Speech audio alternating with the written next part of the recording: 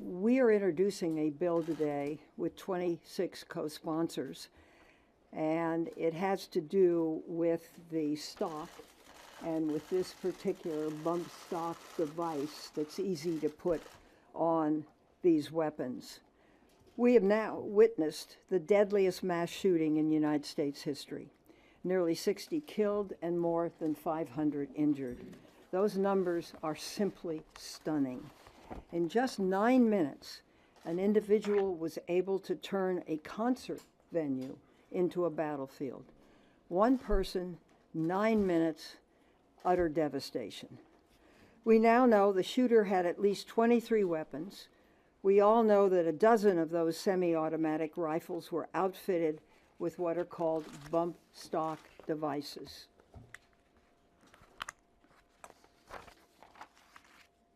Bump stocks, which cost less than $200, increase a semi-automatic rifle's rate of fire from between 45 and 60 rounds per minute to between 400 and 800 rounds per minute.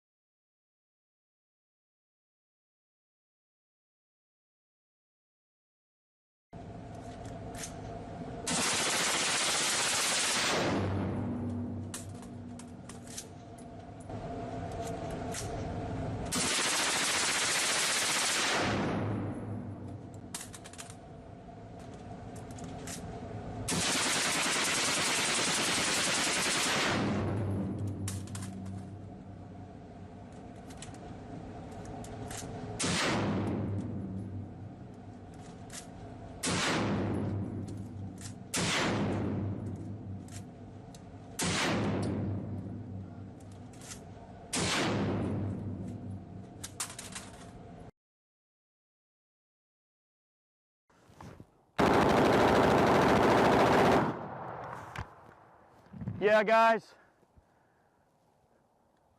Yeah, we we just jettisoned the brake off the end of the gun. Yeah. One more. Why not?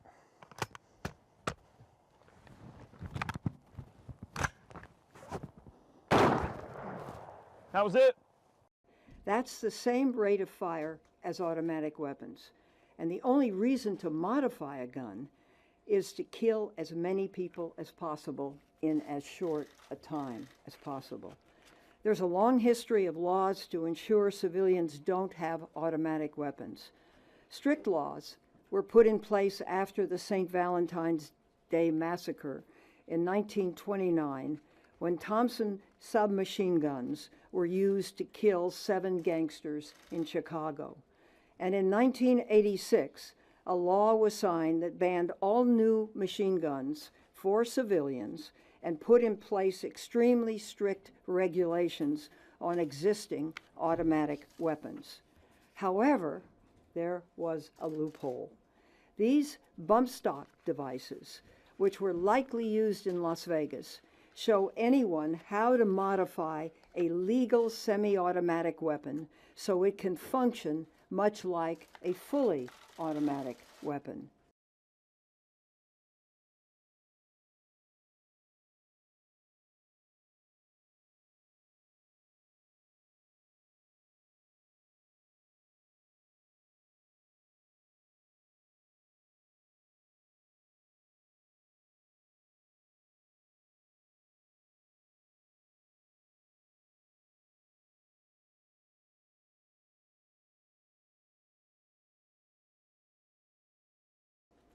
It would ban the sale, transfer, importation. Our bill is simple and straightforward.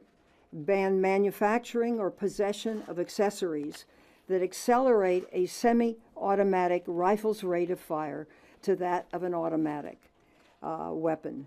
And it was part of the last assault weapons bill we did. Senator Murphy and I co-sponsored that. And I should say, I was hoping that more of our members would be here. We have 26 Democrats in less than an hour, but I'm delighted Senator Blumenthal and Senator Sanders are here. So Those who violate the ban would be subject to the same penalties as those who illegally possess machine guns. Closing this loophole actually should not be a partisan or political issue. There's been broad agreement for decades that automatic weapons should not be legal, and what we saw was an automatic weapon being used. And my understanding is that he had 12 of these devices or similar devices in that hotel room. Some have said we shouldn't do this now. We should wait. Now is not the time. Ladies and gentlemen, when is the time going to be there? There is no better way to honor the 59 people who were slaughtered than to take action to prevent this from happening yet again. If not, when will we ever do it?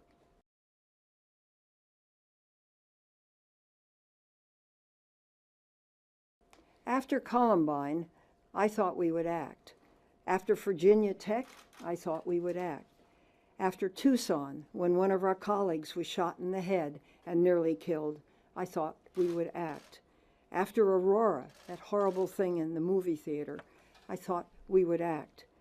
And particularly after Sandy Hook, when 20 first graders were slaughtered, I thought for sure we would act. After Orlando, I thought we would act.